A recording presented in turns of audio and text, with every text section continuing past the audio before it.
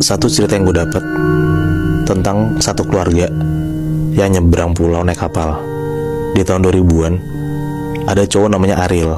Dia ini waktu itu masih SMP lah, sekitar umur 14 tahun. Dia mau datang ke acara nikahan keluarganya di Bandar Lampung.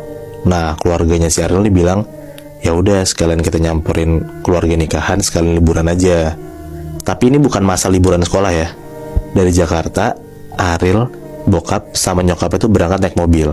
Jadi mereka harus nyeberangin laut Selat Sunda pakai kapal laut dari Pelabuhan Merak ke Bakauheni Lampung. Mereka sekeluarga mutusin buat berangkat pada malam hari sekitar jam 11-an malam. Sekitar jam 11 malam, mobil Ariel masuk ke dalam parkiran kapal, dan jam 11 malam lewat, kapal itu jalan. Perjalanan dari Merak ke Bakauheni itu sekitar 3 jaman. Jadi jam 11-an lewat, mereka berangkat, dan di jam 2 pas, mereka nyampe. Kapal yang beroperasi di Selat Sunda itu disebut kapal Roro namanya. Kapal ini termasuk gede banget lah pada saat itu. Muat sampai sekitar 1000-an orang lah di sana. Nah, selama 3 jam itu, si Ariel nggak pernah duduk di kursi penumpang atau mobilnya.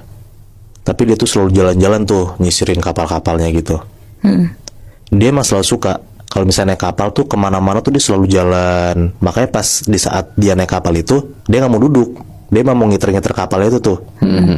Dan si Ariel itu suka ke ujung haluan buat berdiri lihat pemandangan. Kayak ngerasain hawa laut malam gitu. Jadi kalau misal lu gak kebayang, haluan itu tuh bener-bener ujungnya kapal. Jadi kalau di film-film tuh ada orang yang berdiri di ujung kapal depan itu, nah itu namanya haluan.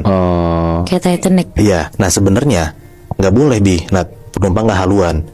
Tapi si Ariel ini diem-diem ke sana dan di satu nggak lama, kayak sekitar 5-10 menit, habis itu dicabut. Nah singkat cerita, sekitar jam setengah 12-an malam, Ariel lagi berdiri di haluan. Tiba-tiba bokap itu datang manggil Ariel. Ril, kita ke ruang kemudi kapal yuk. Kaptennya ternyata teman lama papa. Nah kata bokapnya gitu.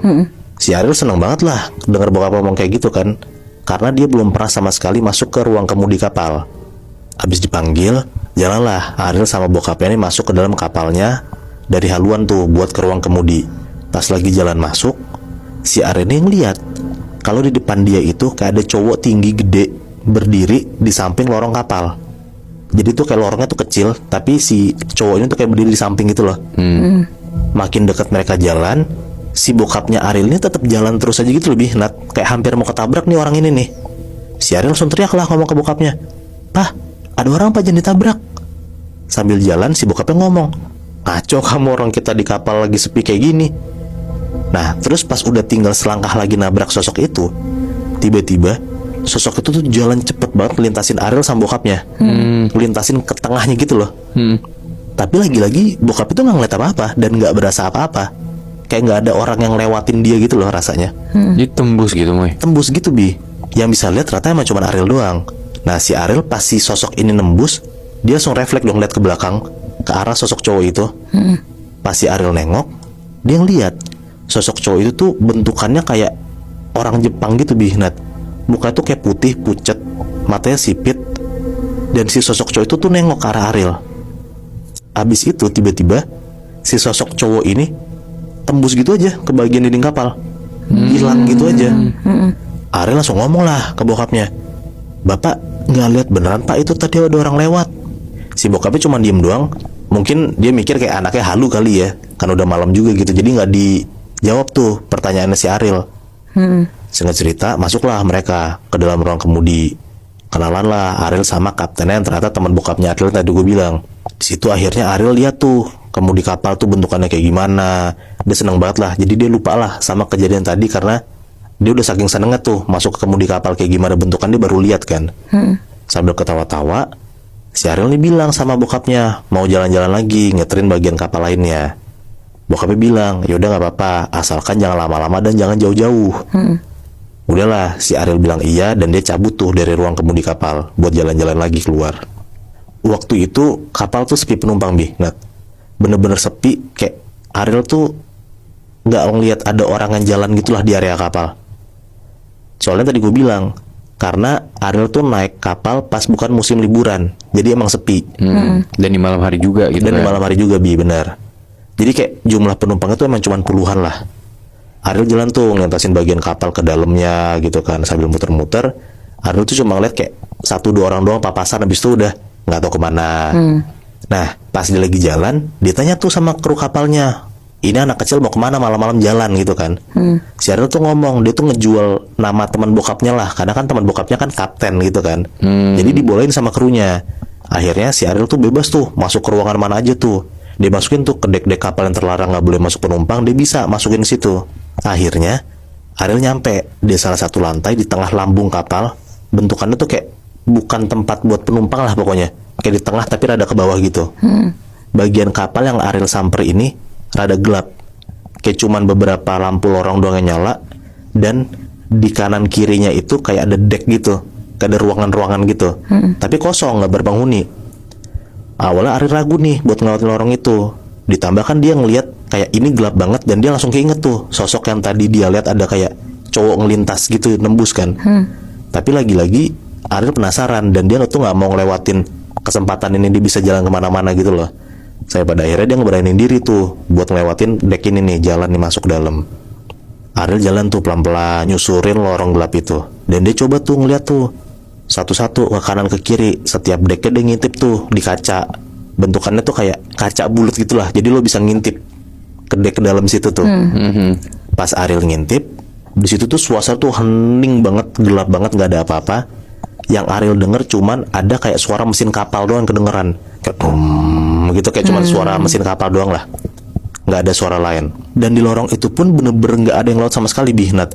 Kayak kru kapal pun aja nggak ada, jadi kosong melompong, cuman dia doang ngelewatin lorong itu tuh. Ariel udah mulai merinding tuh dan ragu buat jalan ke depan karena udah mulai takut kan. Tapi pas dia lagi jalan pelan-pelan, dia tuh ngeliat, Bihnat, kayak ada satu deck yang rada terang, beda sendiri nih sama deck-deck lainnya. Tadi kan gue bilang deck lain kan gelap kosong gitu kan.